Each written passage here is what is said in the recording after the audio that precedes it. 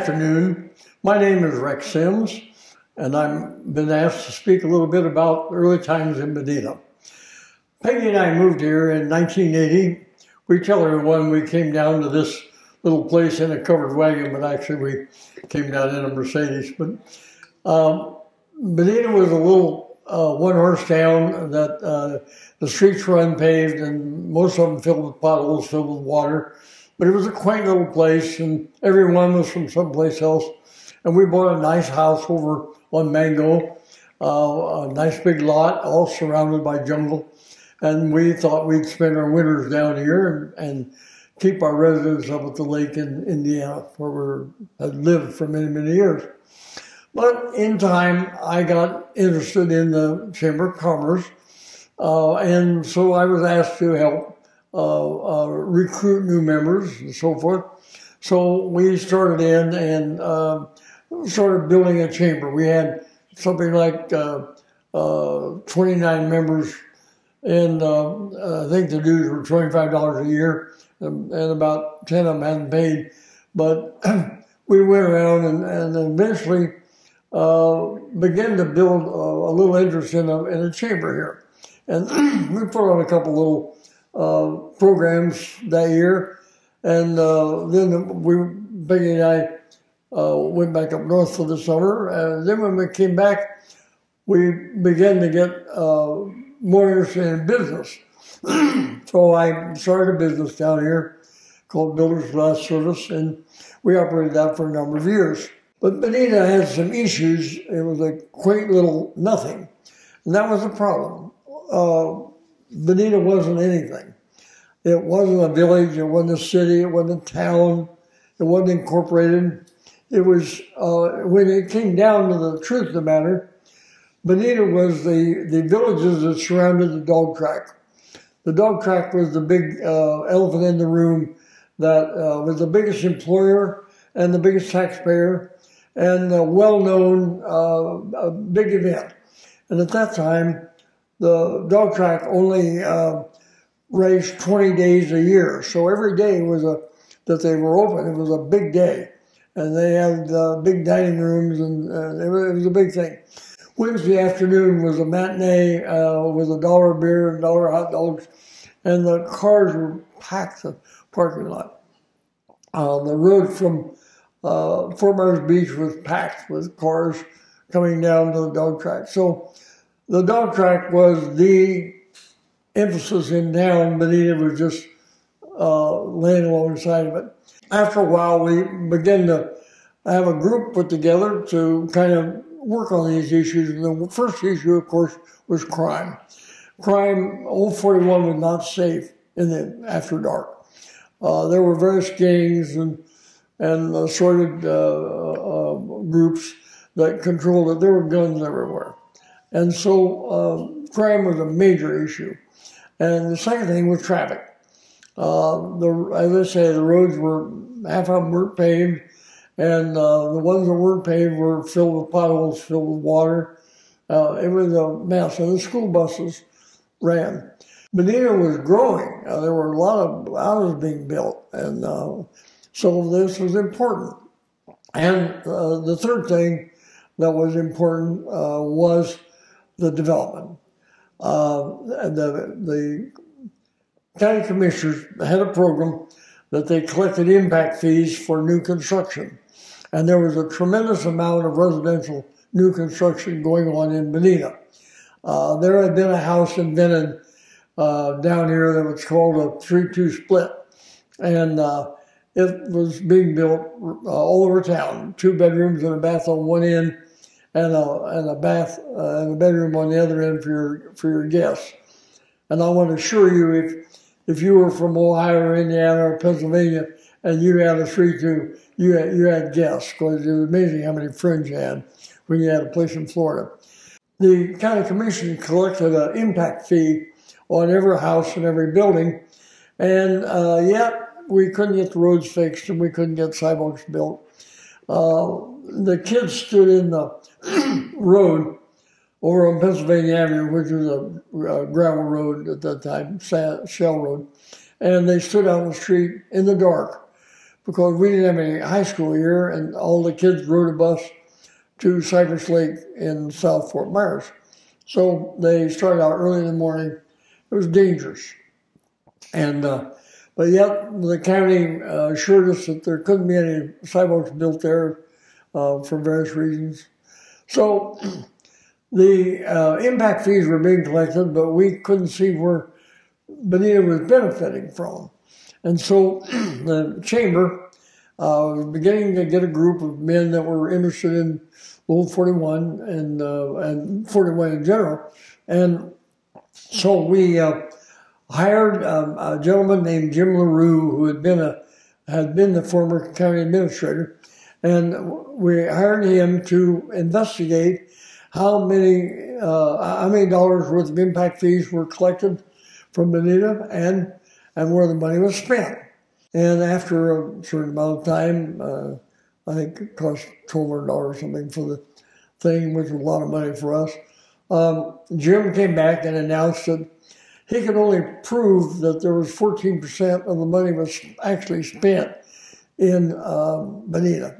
There was more of it spent in the area, but in Bonita alone, he could only account for 14%. So that's when we decided we had to have some voice that spoke for Bonita. And the only group was the chamber directors. And so we kind of took it upon ourselves to think about an incorporation.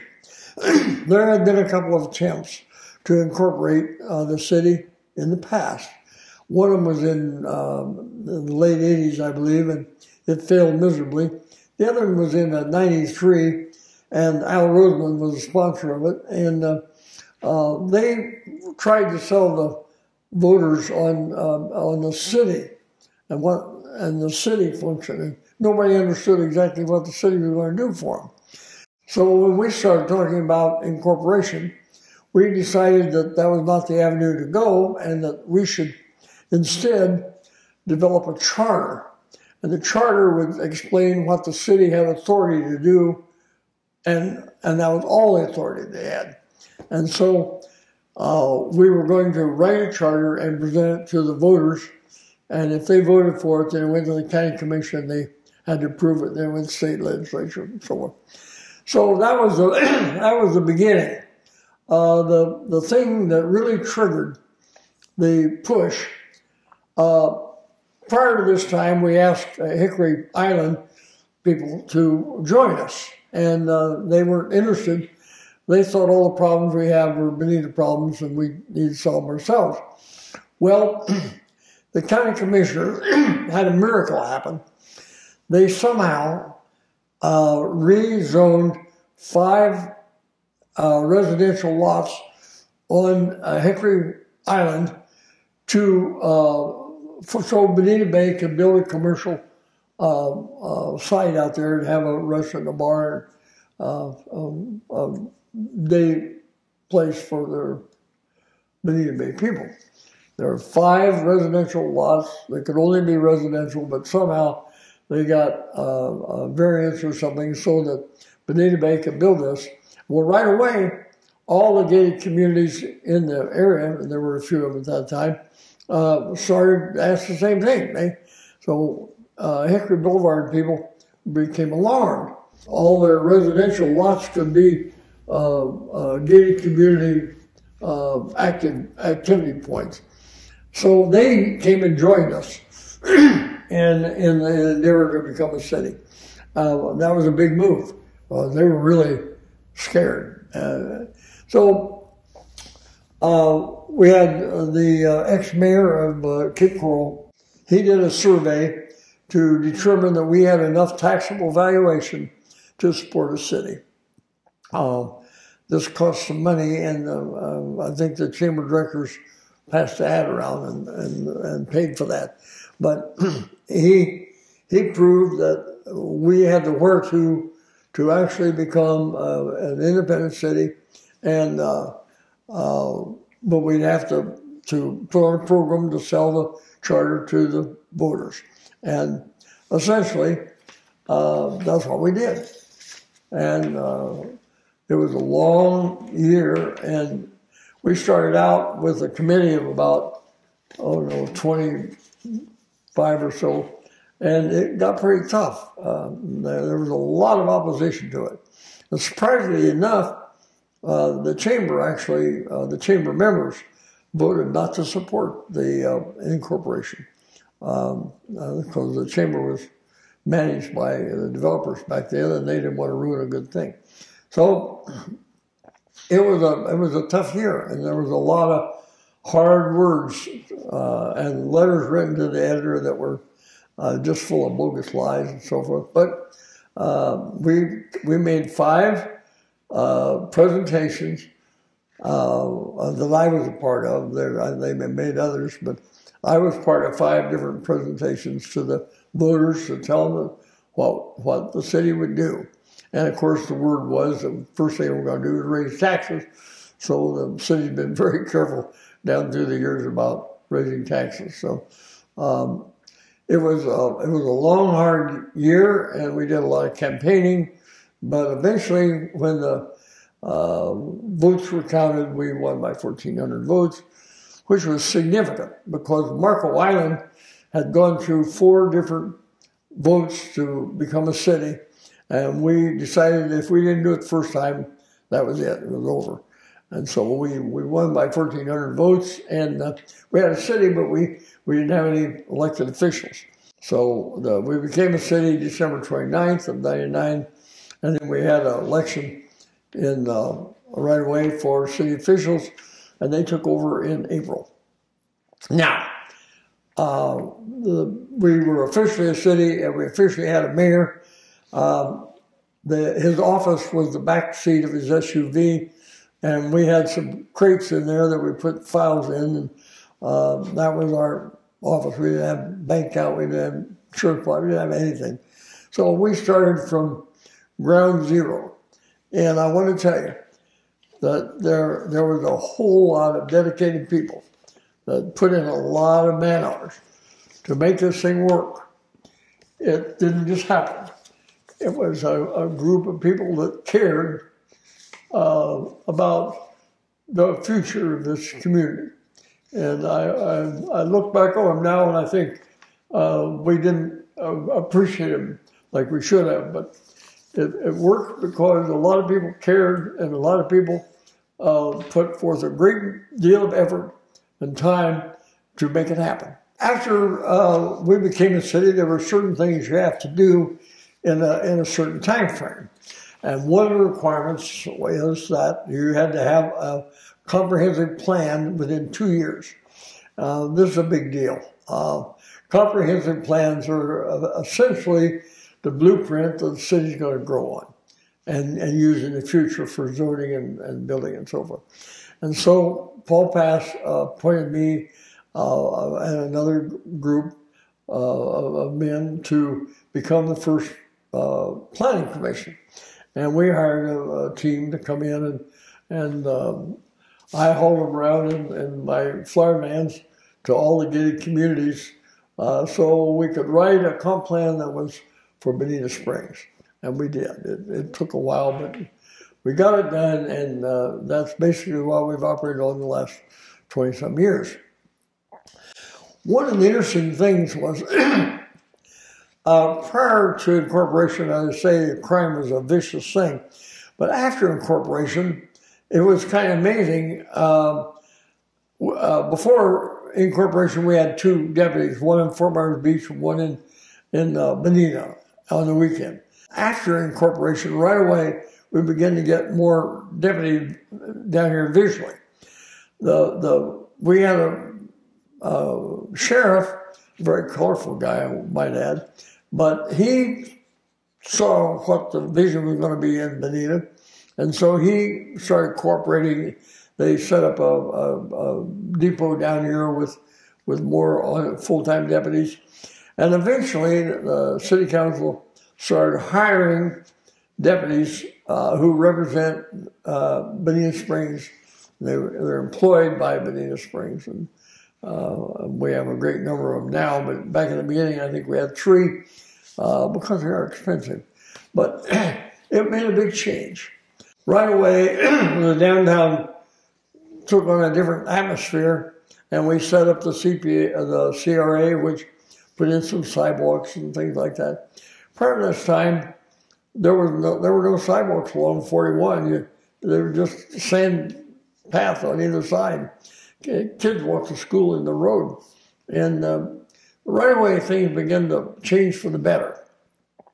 It's interesting to note that within 6 months after we became a city, there was a beautiful sidewalk starting at Old 41, going down Pennsylvania, clear to Arroyo, about half a mile, I suppose. And then it turns up Arroyo and goes up to Bonita Beach Road. It was a sidewalk that the people, the engineering department at Fort Myers had told us for years was impossible to build because of space requirements and zoning and this and that and the other. But 6 months after we were a city, there it was. And the kids stood on the sidewalk to wait for the school bus, not out in the street. Within another 6 months, we had the first phase of our new city park. We built a kind of a little band shell there. It wasn't really a band shell, but it was a place where we could have meetings and programs and so forth.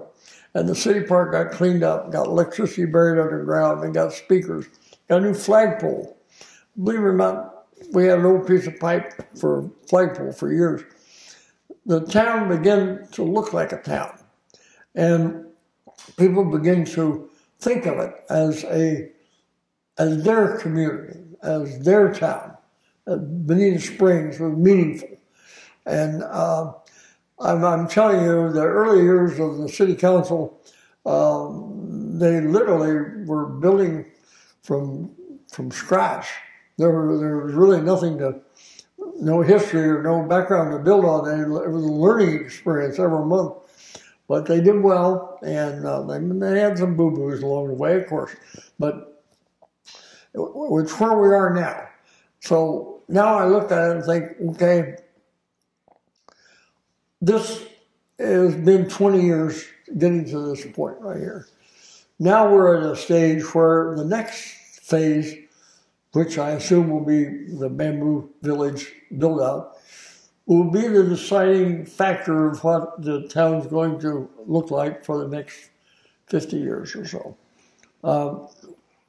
One of the things that we always pride ourselves is that this was a working community, and working people lived here, and this was a moderate place to live, and that's changing.